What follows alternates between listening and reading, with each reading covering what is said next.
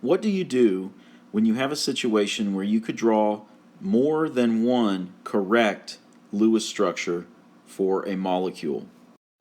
When this occurs, you have structures that result in what we call resonance structures. And so how do you pick the best one or the correct one, or if you have many, how do you know which ones are the best? And so that's what we're going to look at here with the topics of resonance and formal charge. To start out, we're going to look at the Lewis structure of the thiocyanate ion, SCN-. And so we're going to go ahead and count the number of valence electrons. So sulfur is going to have 6, carbon's going to have 4, nitrogen's going to have 5, and then we have another -1 charge that's going to have to be added in there. So that's going to be 15 plus 1, so we have a total of 16 electrons to deal with here. And how many of those have I used in bonding already? Well, I've drawn 2 lines, so that's 4 electrons. And so that leaves a total of 12 left over. So those 12 are going to have to be placed around the outer atoms. And so I'm going to do that by drawing 3 sets of lone pairs around the nitrogen and the sulfur. And so what that does is it gives nitrogen and sulfur both an octet. Of course, we know that carbon does not have an octet in this case. And so what we could do is, and this is where things get a little interesting, we can actually move in a pair of electrons from the nitrogen, and we can form a double bond between the carbon and the nitrogen, so that gives carbon 6. And then we can move a lone pair in from the sulfur and put it in between the carbon and the sulfur, and that gives carbon 8. And so what we have then is we would have something that looks like this: a double bond in between the carbon and the sulfur, a double bond in between the carbon and the nitrogen, and we would have 2 lone pairs then around sulfur and nitrogen.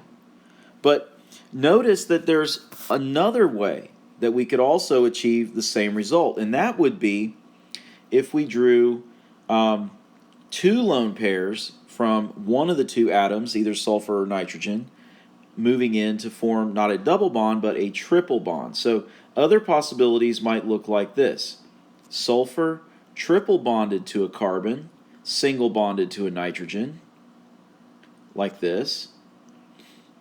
Or we could have sulfur being single bonded to the carbon and nitrogen being triple bonded to the carbon. And in both cases, carbon has an octet, nitrogen has an octet, sulfur has an octet.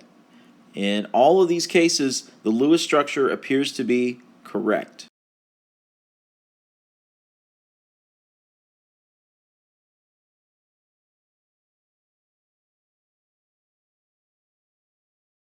So in this case, we have 3 different structures, all of which appear to be correct according to the rules for writing Lewis dot structures. We call these 3 structures resonance contributors. Resonance is defined as when you have more than one possible way to place the valence electrons around a Lewis structure. There are lots of examples of resonance in chemistry, including nitrate, sulfate, carbonate, phosphate, even ozone. Which leaves the question, how do we choose the best of the resonance structures? In order to find out which of the structures is the best one, we have to compare the formal charges of the atoms in the structure. To do that, we're going to take the number of valence electrons the atom has, we're going to subtract the number of unshared electrons around that atom, and then subtract the number of bonds to that atom. So, for example, for the sulfur, we would be looking at the number of valence electrons being 6. The number of unshared electrons around the sulfur is 4. So we'll subtract 4. And then the number of bonds to that sulfur is 2. So we will subtract 2. So we get a formal charge For the sulfur in this structure, of 0.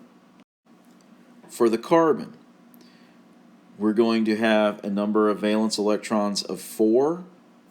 There are 0 unshared electrons around carbon, and there are 4 bonds to carbon, and so it will also have a formal charge of 0.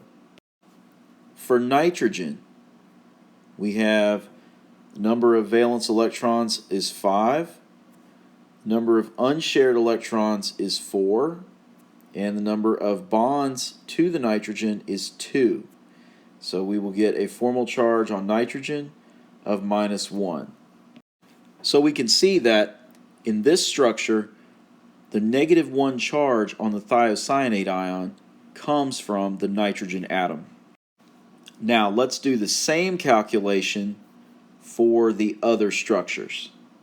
In this structure, the formal charge on sulfur can be calculated as follows. Number of valence electrons is 6.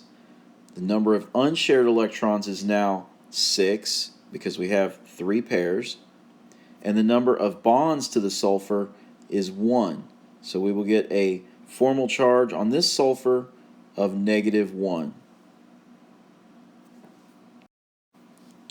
For the carbon atom, number of electrons is still 4. The number of unshared electrons is 0. And the number of bonds is 4. So we still get a formal charge of 0 for the carbon atom. For the nitrogen atom, number of valence electrons is 5. The number of unshared electrons is 2. And the number of bonds to the nitrogen atom is 3. So we will get a formal charge on this nitrogen atom of 0. So in this structure, we can see that the -1 charge on the thiocyanate ion comes from the sulfur atom. Let's calculate the formal charge of the final structure and then compare the three. In this structure, the sulfur atom has still 6 valence electrons minus 2 unshared electrons minus 3 bonds, and so this is going to be a formal charge of +1. The carbon atom in this case is still going to have 4 valence electrons, 0 unshared electrons, and it's going to have 4 bonds, and so it's still going to have a 0 formal charge. The nitrogen atom in this structure is going to have 5 valence electrons minus 6 unshared electrons minus 1 bond, and so it's going to have a formal charge of -2. So now that we have calculated the formal charges for all the atoms in all the structures, how do we know which one is the best? Generally speaking, the best resonance structure is the one with the most atoms having formal charges nearest to 0. In this case, you can see that we actually have 2 structures that match that criteria. So which one of these 2 is the best? General rule number 2. Place the negative charges on the more electronegative atom or atoms. And in this case, you can see that one of these 2 structures has the negative charge on sulfur, and one of the 2 structures has the negative charge on nitrogen. And so since nitrogen is the more electronegative atom, the best resonance structure is going to be the one that has the negative charge on the nitrogen, so it's going to be the top one.